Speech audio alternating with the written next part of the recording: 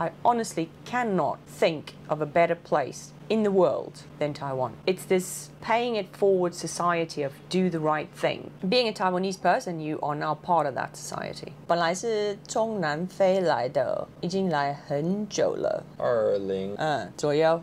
20左右，不敢说。我是说，我到台湾有陈水扁，可是台湾人还喜欢陈水扁。在那时候 ，because 有一段时间大家都很讨厌陈水扁，你知道吗？我有在台湾自己有开一些贸易公司，后来我开2个餐厅，很多压力，所以想要拍 YouTube 之类的。后来我的朋友就说，你要不要认真的去拍电影？第一次开始的时候，我就非常 in love， 我就是要把2个餐厅卖掉，然后拍电影4到6年。后来2018年，台湾跟南非的外交有一些问题。吓死我了！那时候发现了，如果台湾的规律嘛改变，你就可以回去南非。吓死我了，因为我那时候已经觉得台湾是我的家。我觉得很多外国人不知道台湾的法律。如果你是外国人，你不可以说我觉得政府今天是做的不对，还是警察是怎么样，很多这个秘密的规则。然后我的嘴巴太乱七八糟，我一定会讲错了。而且如果你要投票，你也是要当台湾人哦。然后还有一个是，你真的要 change something， 你一定要进去那个 system。比如说我在头城有买一个房子，头城我可以当里长。如果要当里长，你要先当台湾人。头城已经有一个朋友，他是我的 strategy manager，他已经教我怎么弄啊，怎么说啊，怎么做。里长你就是有一个 voice， 如果有一个 voice， 那你可以帮忙别人。可是最重要的是我不要离开台湾，所以我的电影公司什么都 quit， 申请了证明台湾公民。这个时间他们有跟我讲大概是1年，可是我从那个时候到拿到身份证，我的时间是802天。When you become Taiwanese, you have to jump through a lot of hoops, right? One of those parts also then is like renouncing your citizenship, etc., etc. And then you have to pass a test. And everybody says it's a language test. It's not a language test. It's a language and cultural test. The questions pertain to the Constitution of Taiwan, the law, Aboriginal rights, fauna, flora, geography of Taiwan, national holidays. The problem is once you sit down to do the test, the person that you work with, my officer was Officer Young, he switches his language. They go from talking regularly to very formal, legal Chinese. That was a big surprise. I didn't expect that. I said, are you going to talk like this the whole time? He's like, yes. And I was like, oh shit. So I only made 2 mistakes. The one is related to the payo. 我不是 payo 啊，那我怎么知道？他还是跟我说，你猜你是5年吗？他还是给我一个 like chance. What was the other question you got wrong? I obsessed so much about learning because I was freaking myself out because I didn't know how the test was going to be conducted. I learned all the questions that would be asked, but I just didn't know how to say them all in Chinese. And one of the words is this household registration office. And so when I got there, I sat down and I quickly looked at my notes before I started. I repeated that over and over. I had this sixth sense he was going to ask me this question. First shock was he switched to formal Chinese. That threw me off. And then he's like, write your name in Chinese. Of course you have to write your name in Chinese. Yeah, I can't do that. I did not think of that at all. I can read my Chinese, I can type my Chinese. I haven't written my name in Chinese in 10 years. And that completely threw me off. Then I started shaking and freaking out. And then the first question is, where do you take this test? What's the name of this office? And I just said, no. And he's like, what do you mean no? And I was like, I'm completely thrown off by writing the name and you speaking this formal Chinese. And I know it's this office, but the fact that I could even speak 2 words in Chinese was at that point a miracle.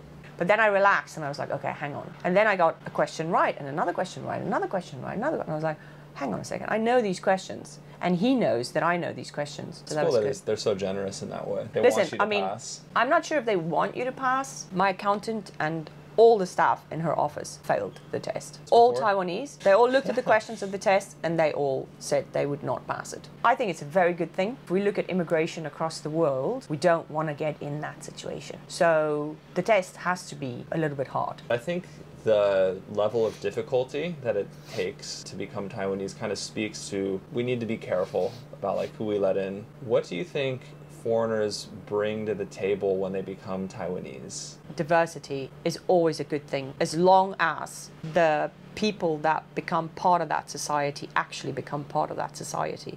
We need to keep moving forward. The path is probably pay a lot better if we have influence from other cultures as well. I think people are acutely aware that I am from a different culture. But for them, it's a wonderful thing. Having this outlet of having a different way of thinking and a different ideas and bringing something different to the table is interesting, just as they are to me. There's interesting things that I might not know or I've been told, and now I'm going to try this. And, you know, the obsessive-compulsive thing of, like, having you drink hot water and eat this kind of fruit and plums and all this kind of stuff. Like, there might be merit in those remedies. At the end of the day, it's a caring thing as well, right? Like, another lady, I invited them to my house. I live in a non-religious environment, and a bunch of alcohol. For them, it's an interesting way, and they think that that is sort of a foreign way of living, but I have to explain, no, this is my way of living. And then there was an interesting part where they looked at my bed and they liked my bedding, and I just very blasé said, yeah, it's 300 thread, I really love it. And they were like, what? Can you write it down? I'm gonna go get it. And so she went and bought 1,000 thread. This is something that people didn't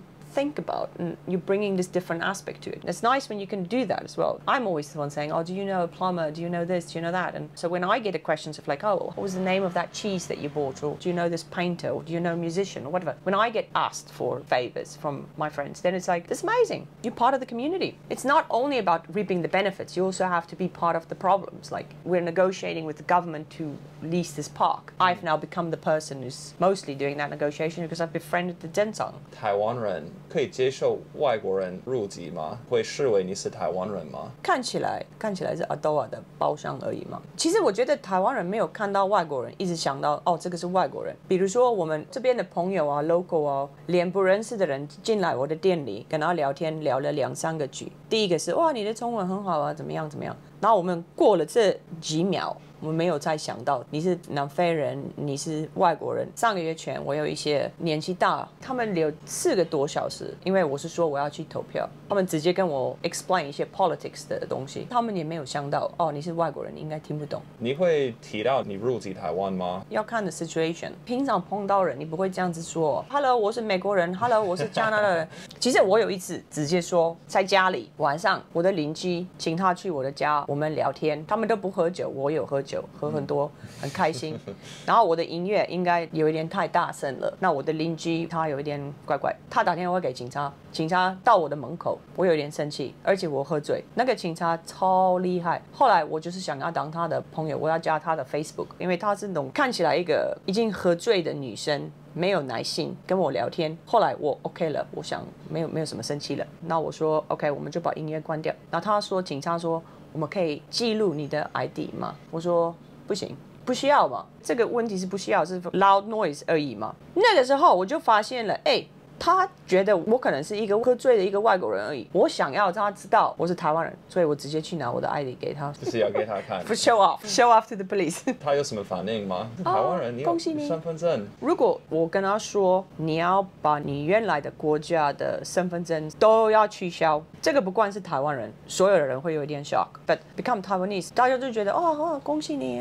Maybe it's harder for other foreigners to accept. Do you kind of run into that with them? Yes, that's funny that you asked that. I again had a conversation at 3 o'clock in the morning about politics, which again I regret. It was with an American person. He decided to call me a white supremacist, which I thought was a bit of a low blow. And then at one point he called me also a drunk, which I mean, it's not far off. But then he said, you think because you are Taiwanese, you're special. You're not special. I can become a Taiwanese if I wanted to as well. And that pissed me off because I sacrificed my job, 800 days of my life. And yes, because of that, the dominoes fell that I could rent a beautiful heritage house. If I didn't do that, I would never end up here. I would never be in this position. I would never met my neighbors and all the wonderful people that I have in my life in this moment. So I believe it is destiny, but I don't like that he told me that I could very easily become a citizen as well, but I don't want to give up my passport. Well, then it's not that easy then, is it? It's not. If I was part of a community and like, this person gave up their former passport, it means they want to be here. If you understand that the process is very hard, then you appreciate the effort. But then again, any kind of effort that someone makes to integrate into society, I think should be rewarded. Taiwanese people who make an effort to learn English, that should be rewarded. Foreigners making an effort to learn Chinese, that should be rewarded. So this is just the next step to that. Like, you really want to be part of a society, then take that step and become a legal citizen. What does it mean to you to be Taiwanese? What are you integrating into? It's very important to know where you come from. So for me, when I was in school, we had different alarms because sometimes there would be a fire and sometimes someone would try to bomb the primary school. So that's how we grew up. As a woman living in South Africa, I mean, there's a host of problems that come with that, right? And I don't even know if that's South Africa alone. I think that's many places in the world where we've lost track of our humanity and we allow for evil to persist. And I think in Taiwan, there's a safety and a comfort that comes from living here for everyone, especially for women. Not to mention a country where the government works, probably better than most other places. We have a democracy, probably better than most places. We have healthcare, definitely better than most places. We have a social and pension structure, also better than most places. There's very little about Taiwan not to like. I'm not saying Taiwan is squeaky clean. I'm sure we have a lot of domestic violence. I believe women are still not paying equal to men in Taiwan. But with regards to your personal well-being, I honestly cannot think of a better place in the world than Taiwan. And then we haven't even spoken about the people of Taiwan, right? Living in Taiwan, it's difficult to become part of a community because you do stand out. But Taiwanese people just take you in like a kitten. You don't have to be rich or famous or pretty or young or old or anything. They will just take you in. It's amazing. Like me moving out to Tochen, not knowing anyone, within a year, I am more part of a community here than I've ever been in my life anywhere in the world, ever. My neighbors, like if I have a problem, I go to them. They fix my problems magically. It's this paying it forward society of do the right thing. Being a Taiwanese person, you are now part of that society. So I make an effort to try to do the right thing. I make an effort to impress my friends that I am part of that society.